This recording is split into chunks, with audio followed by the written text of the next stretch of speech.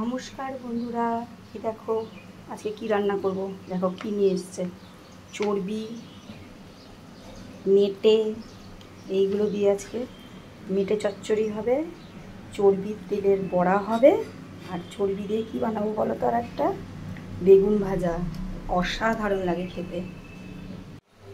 আমার ভালো করে কাটা হয়ে গেছে, ভালো করে কেটে ধুয়ে পরিষ্কার করে নিয়েছি, ছোট ছোট টুকরো করে নিয়েছি। সুন্দর করে তেল গরম করে নিয়ে জিরে শুকনো লঙ্কা ফোড়ন দিয়ে দিলাম, তার মধ্যে কেটে রাখা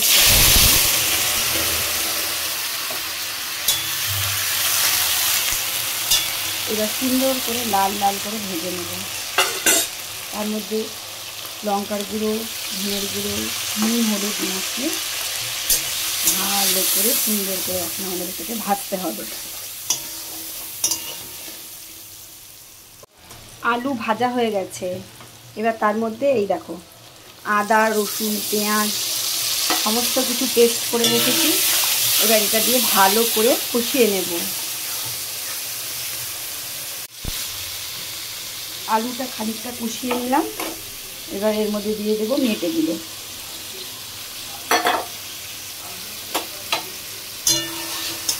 এবার মেটেটা দিয়ে খুব ভালো কষাবো, অনেকক্ষণ ধরে কষাতে হবে, যতক্ষণ না মশলা থেকে তেল ছেড়ে দিচ্ছে। সুন্দর কষানো হয়ে গেছে দেখো। এবার এর মধ্যে দিয়ে দেবো সামান্য জল,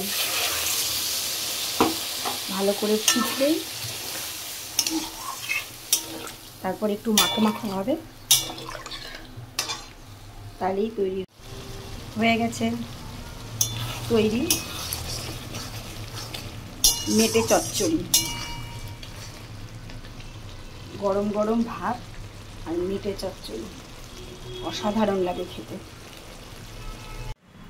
গরম মশলা আগিয়ে দিয়েছে, এবার দিয়ে দেব সামান্য ঘি, দিয়ে একটু ভালো করে নাড়িয়ে নেব। যা সুন্দর গন্ধ বেরিয়েছে না, গন্ধ শুনেই খেতে ইচ্ছে করছে।